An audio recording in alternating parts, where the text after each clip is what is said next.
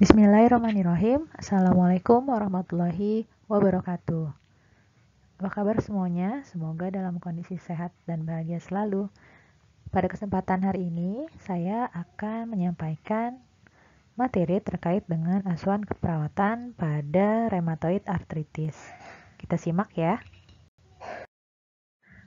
Setelah mendapatkan materi hari ini, diharapkan teman-teman semua mampu mengetahui apa yang dimaksud dengan rheumatoid arthritis, memahami tanda dan gejalanya, memahami prevalensi serta penyebab rheumatoid arthritis, memahami bagaimana patofisiologinya, memahami pemeriksaan diagnostik yang dibutuhkan pada rheumatoid arthritis, memahami medikasi pada rheumatoid arthritis, serta bagaimana asuhan keperawatan pada pasien dengan rheumatoid arthritis. Agar pertemuan hari ini lebih berkah, yuk kita baca doa sebelum belajar terlebih dahulu.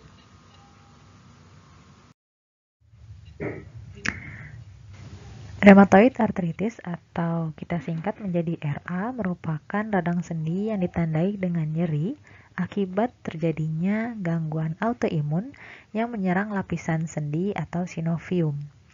Umumnya, rheumatoid ini terjadi pada area tangan seperti di sekitar buku-buku jari, kemudian pergelangan kaki, dan sendi-sendi yang ada di dua sisi seperti kedua tangan dan kedua kaki.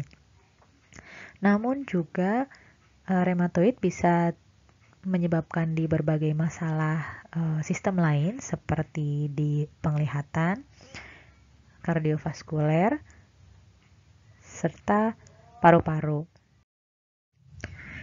Angka kejadian rheumatoid arthritis sendiri lebih banyak dialami oleh wanita ketimbang dengan pria.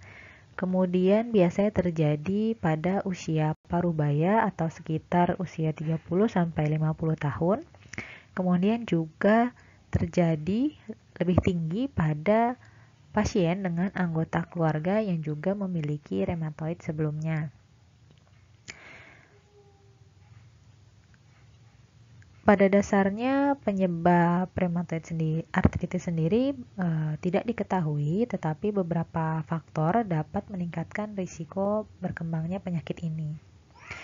Para peneliti menduga bahwa gen tertentu bisa menyebabkan rheumatoid arthritis ketika diaktifkan oleh lingkungan seperti akibat virus, bakteri, stres fisik atau emosional, atau faktor eksternal lainnya.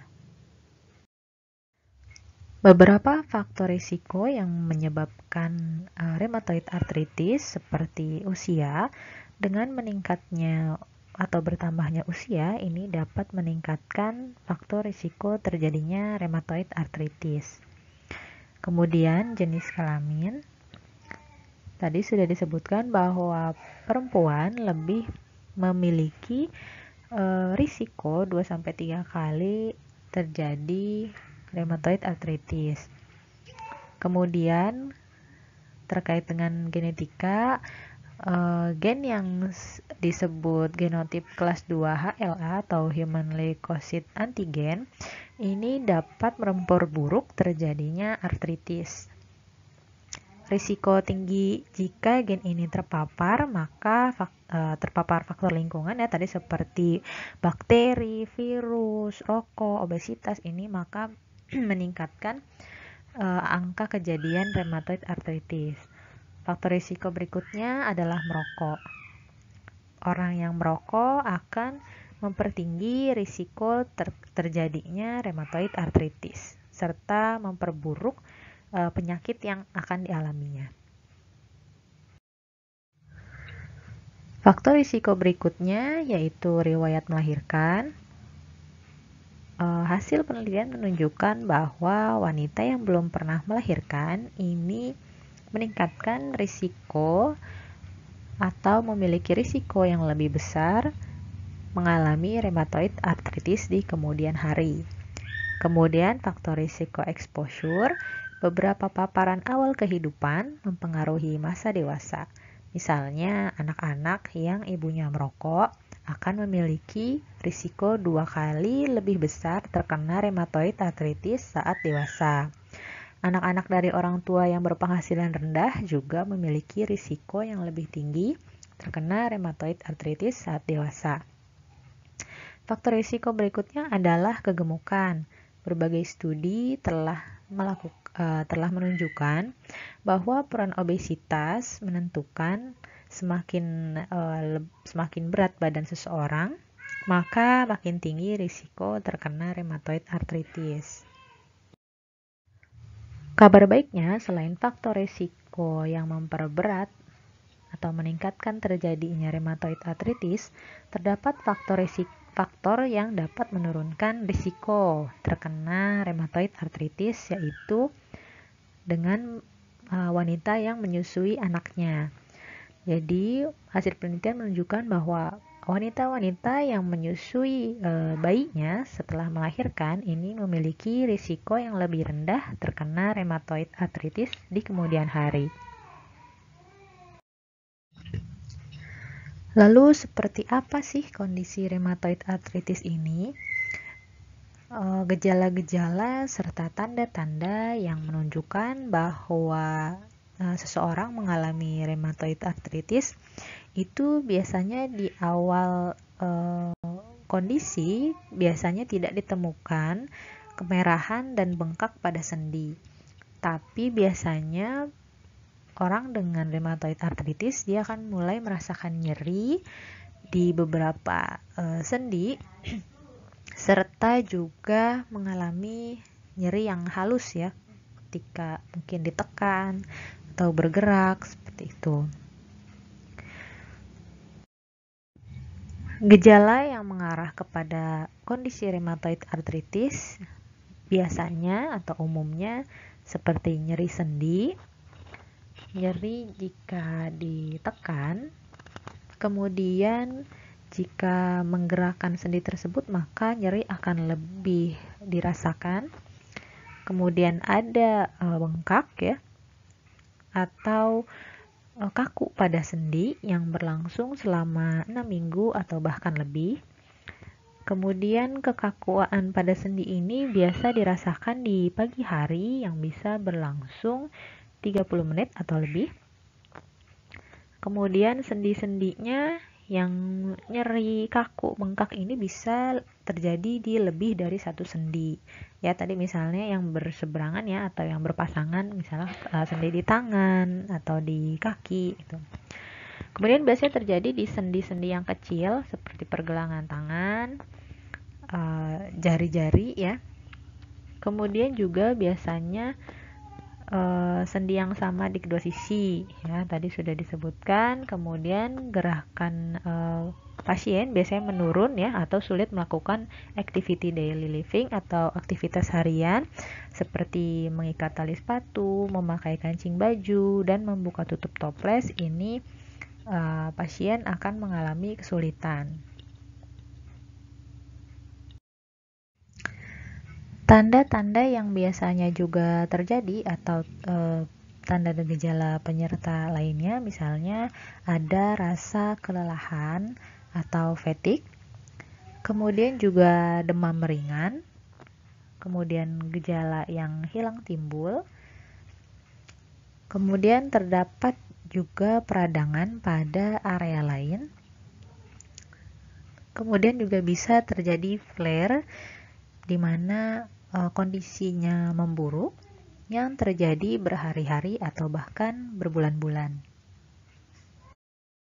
Sedangkan pada anggota tubuh lain atau organ lain ini biasanya juga muncul kondisi seperti kering pada area mata, nyeri pada area mata, radang, kemerahan, kemudian biasanya pasien lebih peka terhadap cahaya dan sulit melihat dengan baik. Kemudian untuk di area mulut, mukosanya kering dan radang pada gusi, iritasi atau juga terjadi infeksi.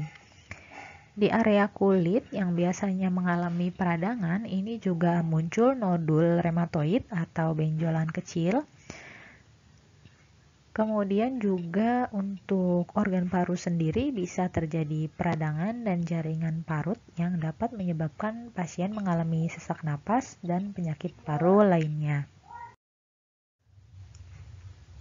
Gejala penyerta lainnya untuk di sistem pembuluh darah sendiri, ini terjadi peradangan di dalam pembuluh darah yang bisa menyebabkan berbagai kerusakan saraf, kulit, dan organ lainnya. Maka memang ketika rheumatoid arthritis ini sedang akut atau terjadi flare, kemudian juga berlangsung dalam waktu yang lama, dapat mengakibatkan berbagai komplikasi ke sistem organ lainnya. Untuk kondisi darah sendiri, jumlah sel darah merah yang lebih rendah dari biasanya. Kemudian untuk jantung dapat terjadi peradangan, di mana terjadi kerusakan pada otot jantung dan sekitarnya. Untuk sendi-sendi yang mengalami sakit juga sulit untuk melakukan aktivitas seperti berolahraga, kemudian juga dapat menyebabkan terjadinya peningkatan berat badan. Kelebihan berat badan ini dapat membuat pasien bisa mengarah pada terjadinya kolesterol yang tinggi, diabetes, penyakit jantung, serta tekanan darah tinggi atau hipertensi. Lalu bagaimana rheumatoid arthritis ini dapat terjadi? Pada kondisi normal, jika terdapat benda asing yang masuk ke dalam tubuh seperti virus, bakteri, maka sel imun akan berperan sebagai penjaga tubuh untuk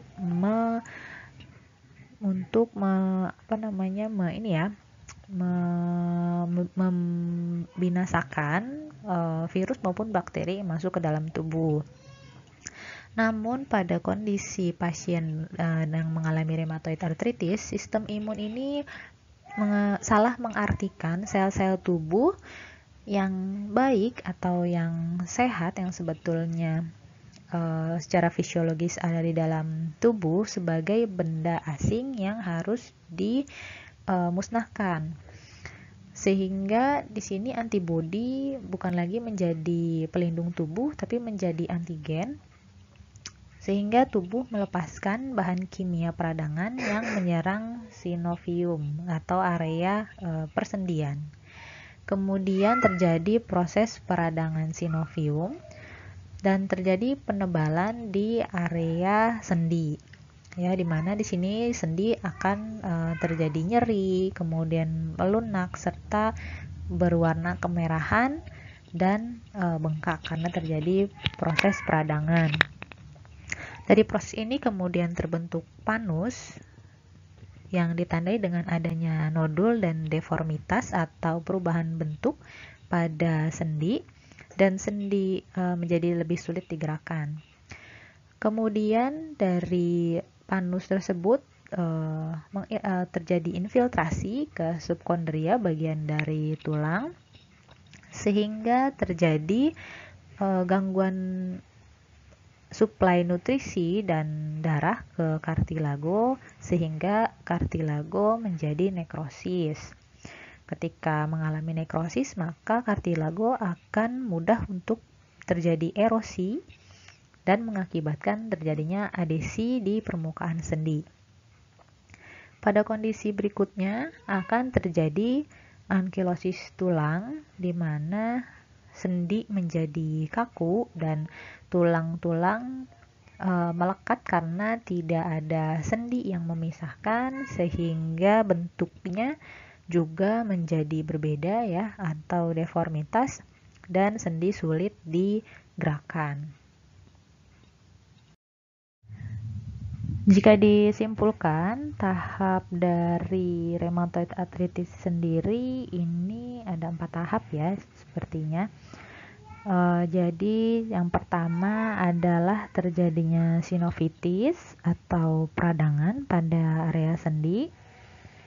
Kemudian juga terbentuknya panus kemudian terjadi fibrous ankylosis, dan diakhiri dengan terbentuknya tulang ankylosis.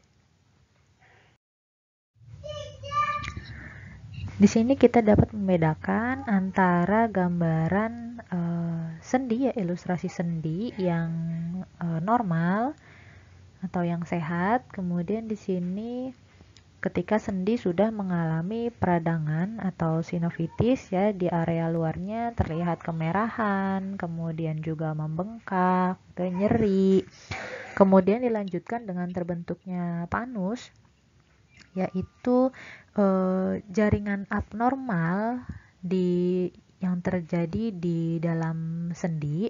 Kemudian dari jaringan abnormal ini dia akan terjadi adesi, ya, sehingga terjadi infiltrasi ke area tulang yang dekat dengannya.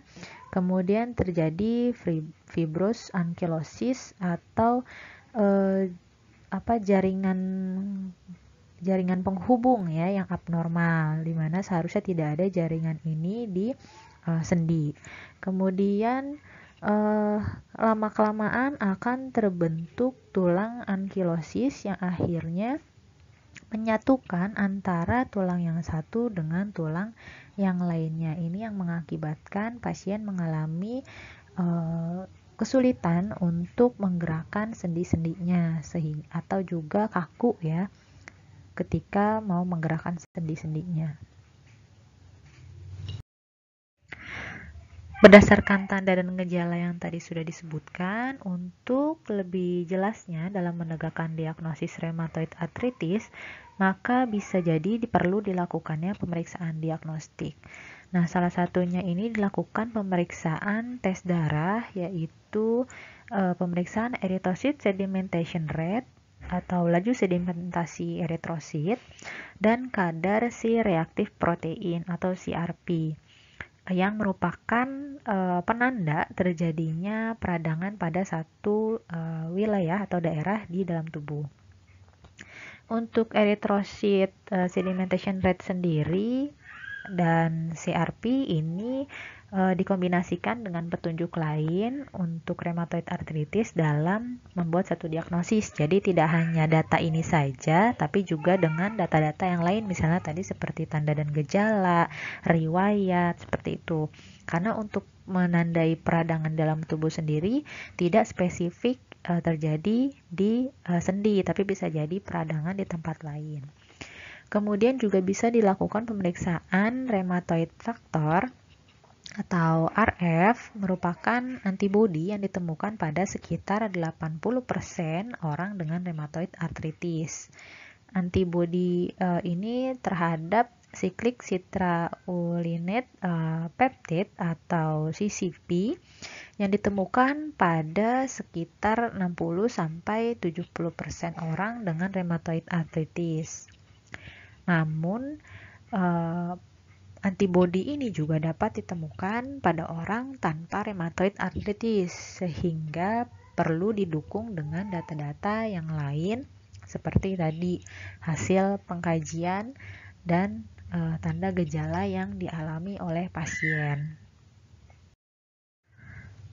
Pemeriksaan diagnostik berikutnya yaitu tes pencitraan atau ronsen.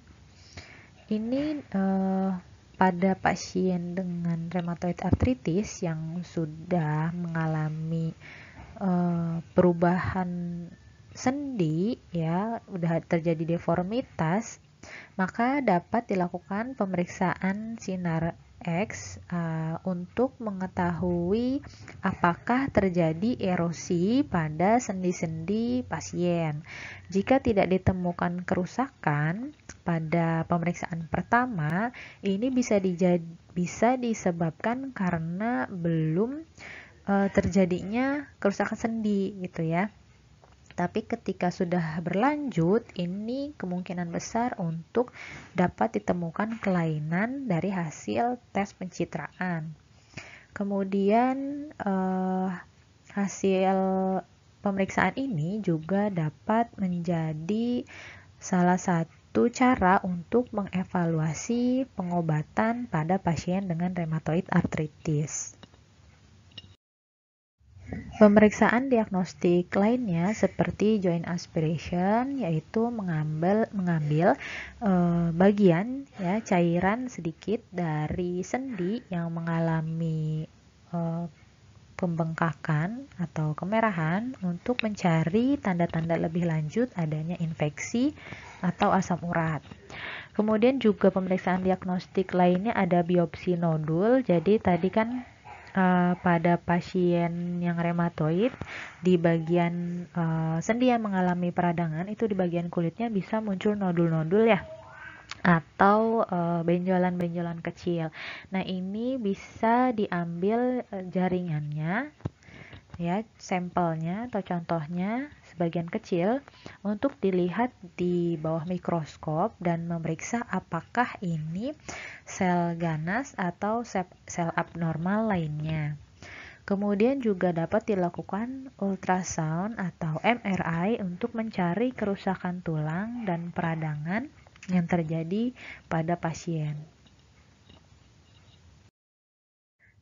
Setelah pemeriksaan lengkap, baik dari pengkajian fisik, kemudian melihat tanda gejala ya, dilengkapi dengan pemeriksaan diagnostik, maka penata laksanaan perlu direncanakan dengan tepat, dan tujuan dari penata laksanaan rheumatoid arthritis sendiri ini utamanya adalah untuk menghentikan atau mengurangi peradangan yang terjadi sehingga tahapan penyakit dijadikan dalam tahap remisi.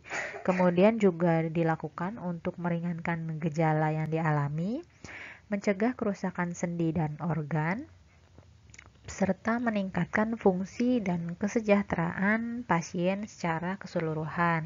Kemudian juga untuk mengurangi komplikasi yang akan terjadi di waktu yang akan datang. Penata laksanaan yang dapat diberikan salah satunya adalah pengobatan atau pemberian obat. Beberapa obat yang diberikan pada pasien dengan rheumatoid arthritis dapat digunakan untuk menghilangkan gejala nyeri dan peradangan serta untuk mengurangi ketidaknyamanan lainnya. Obat-obatan yang diberikan harus dikelola sebaiknya oleh rheumatologis atau spesialis yang memang menangani pasien pada kondisi rheumatoid arthritis atau kondisi penyakit imun lainnya. Tes darah rutin ini perlu dilakukan pada pasien yang mendapatkan pengobatan untuk memeriksa bagaimana obat-obatan ini mempengaruhi organ-organ lain seperti hati dan ginjal serta sel darah.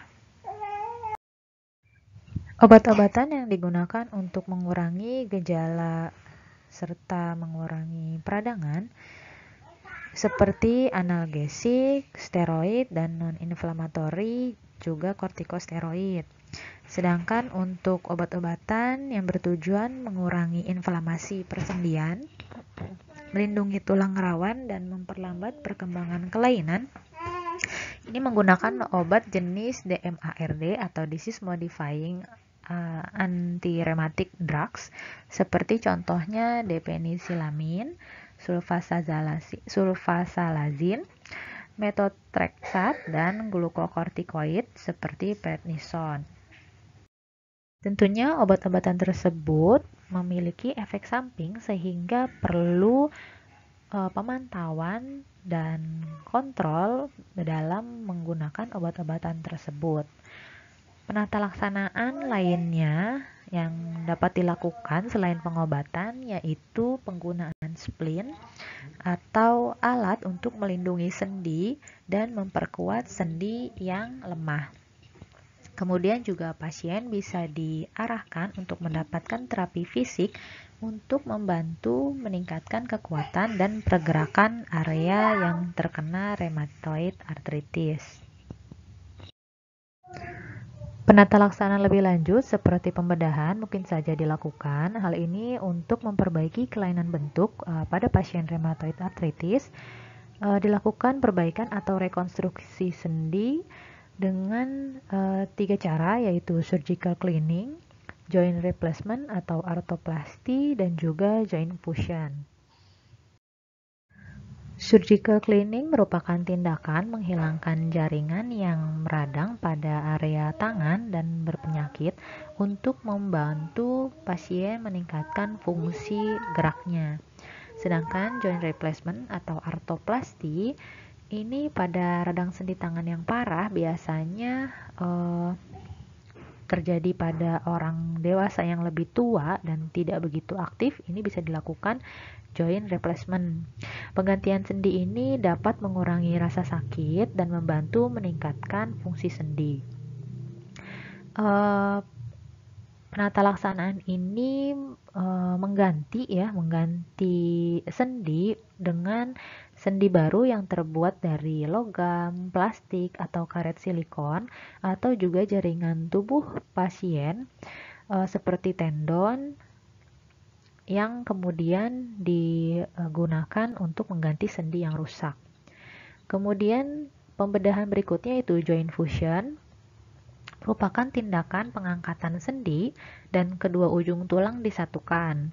Ini membuat satu tulang besar tanpa sambungan untuk membantu pasien rheumatoid arthritis. Namun pada tindakan joint fusion ini sendi yang disatukan ini tidak lagi bisa digerakkan.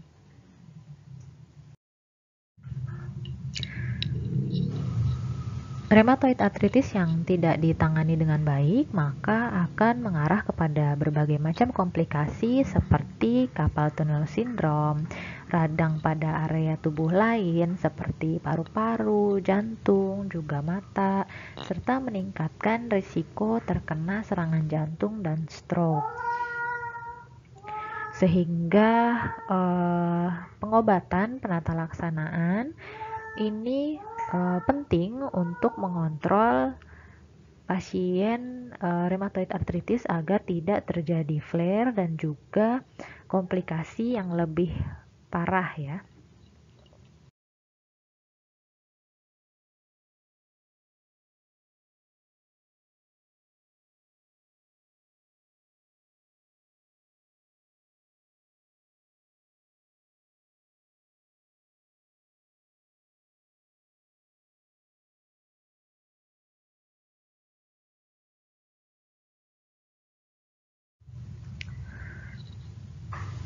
Seperti pada asuhan keperawatan pada umumnya, kita lakukan pengkajian terlebih dahulu yang meliputi riwayat kesehatan pasien dan pemeriksaan fisik.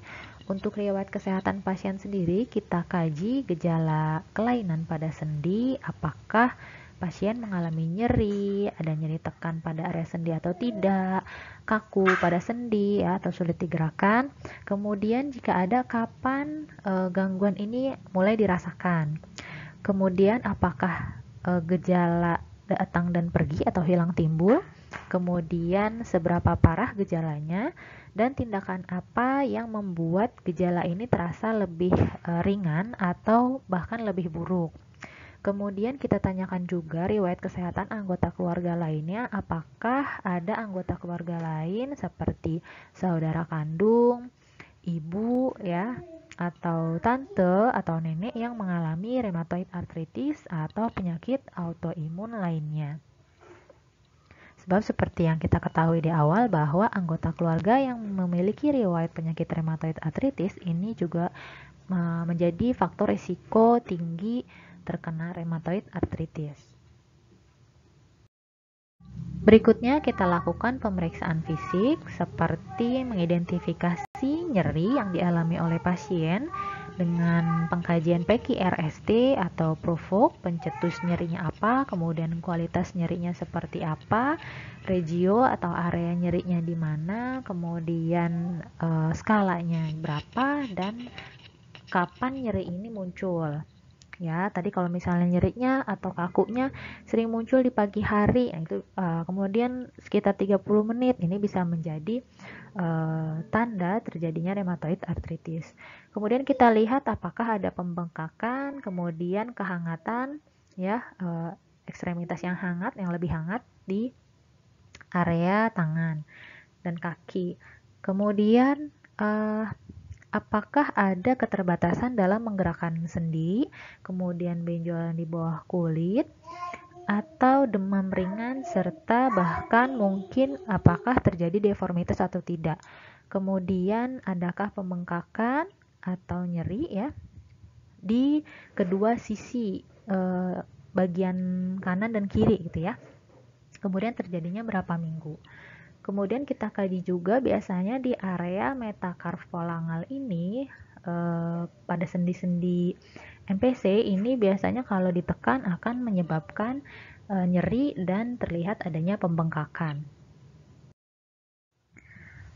Pada rheumatoid arthritis akut, sendi terasa nyeri dan kaku, biasanya simetris di kedua sisi tubuh, kemudian sendi antar falang proksimal, kemudian metacarpolangal dan pergelangan tangan ini yang paling sering terkena. Jadi kita bisa kaji di area-area ini apakah ada nyeri, kemudian kaku, kemudian bengkak. Perhatikan juga pembekakan sendi antar falang proksimal yang fusiformis atau berbentuk gelondong pada kondisi rheumatoid arthritis akut. Nah, ini seperti digambar ya, kalau terlihat ini di sendi-sendi antar falang ya yang terlihat membengkak dan nyeri. Sedangkan pada kondisi rheumatoid arthritis kronis bisa kita perhatikan pembengkakan dan penebalan sendi metacarpolangal dan antar falang proksimal. Di sini akan terjadi keterbatasan dalam rentang gerak dan jari-jari mungkin menyimpang ke arah ulnar atau menyimpang ke arah clinking ya. Kemudian otot-otot interseus ini mengalami atrofi ya atau pengecilan. Nah, jari-jari ini mungkin memperlihatkan adanya deformitas atau kelainan bentuk seperti leher angsa. Ya, jadi agak melengkung ya. Ini terlihat ya. Atau hiperekstensi ya, sendi antar falang proksimal dengan fleksi tetap sendi antar falang distal. Kemudian biasanya jarang terjadi juga sih ya, ada deformitas Boutonnin. Ini fleksi menetap sendi antar falang proksimal disertai hiperekstensi sendi antar falang distal. Kemudian juga ada tanda-tanda seperti nodul rheumatoid yang khas, ini ditemukan pada stadium yang akut dan kronis. Nah, ini biasanya di sini area atrofinya ya. Kemudian ini nodul rheumatoidnya. Nah, ini area yang membengkak ya antar falang.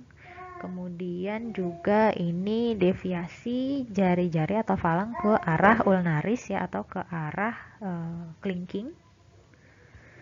Yang ini deformitas ya, jadi kelainan bentuk harusnya dia lurus jadi fleksi. Kemudian ini yang deformitas seperti leher angsa.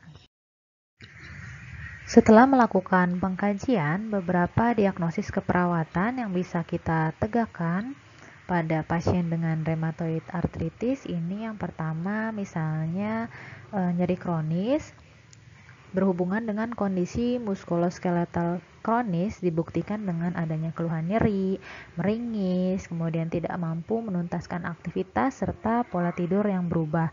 Tentunya data-data ini bisa disesuaikan ya dengan hasil pemeriksaan fisik yang didapatkan oleh teman-teman semua.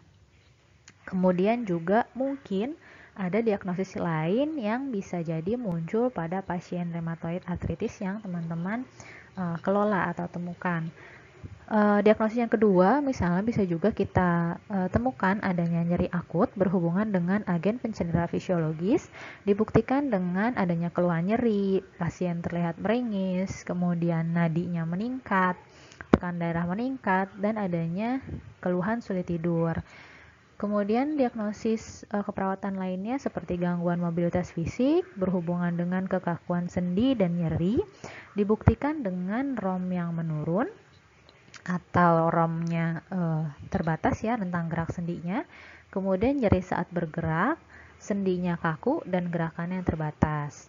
Pasien juga bisa mengalami risiko jatuh, dibuktikan dengan penggunaan alat bantu berjalan.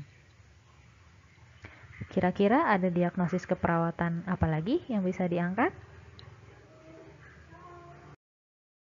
Nah, berikut ini contoh jika sudah kita tegakkan diagnosis, kemudian kita tentukan luaran keperawatan dan intervensi keperawatannya.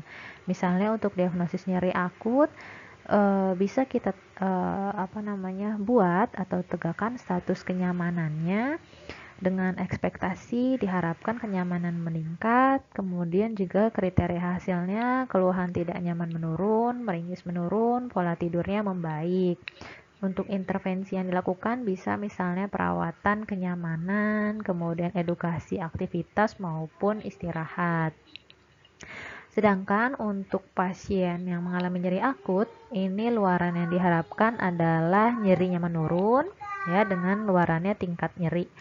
Kriteria hasilnya ini bisa kita targetkan untuk keluhan nyerinya menurun, meringisnya menurun, frekuensi nadi membaik, tekanan darah membaik, dan sulit tidur menurun.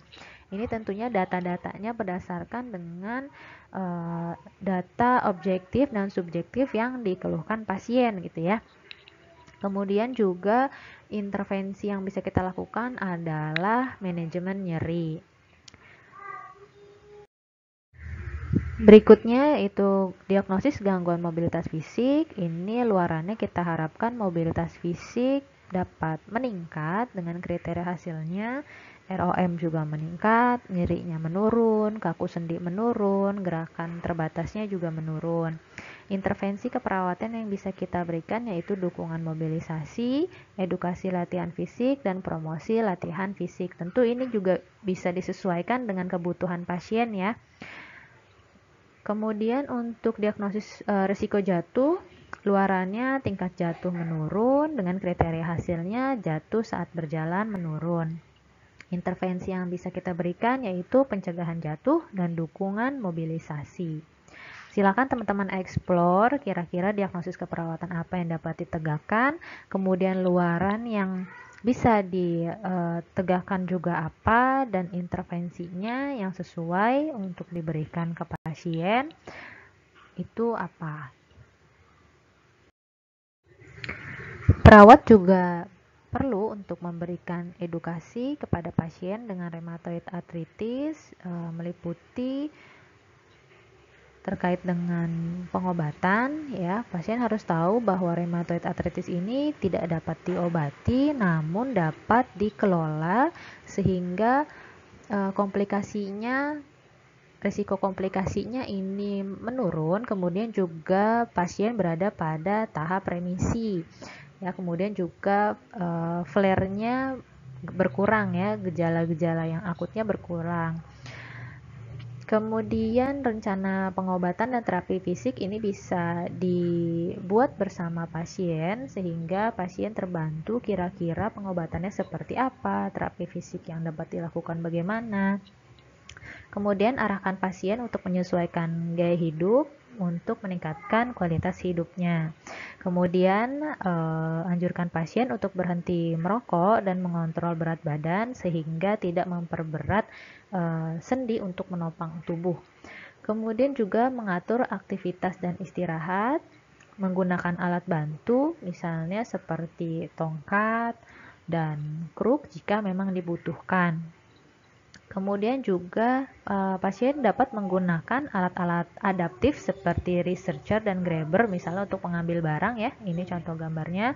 Kemudian juga pengelolaan obatan dan konsultasi tentunya kontrol secara rutin ya terkait dengan risiko penggunaan obat-obatan, serta pasien juga bisa diharapkan mendapat dukungan kelompok dari teman-teman yang juga mengalami rheumatoid arthritis sehingga ada support system yang mendukung pasien dalam melakukan pengobatan atau juga menjalani hari-harinya dengan rheumatoid arthritis. Berikut referensi yang digunakan pada materi hari ini. Teman-teman juga bisa mengeksplor lebih banyak sumber-sumber materi lainnya untuk menambah pemahaman. Terima kasih atas perhatiannya. Kurang lebihnya saya ucapkan mohon maaf. Semoga bermanfaat. Assalamualaikum warahmatullahi wabarakatuh. Jika kalian mendukung channel ini untuk berkembang lebih lanjut, jangan lupa like, subscribe, dan share ya. Assalamualaikum.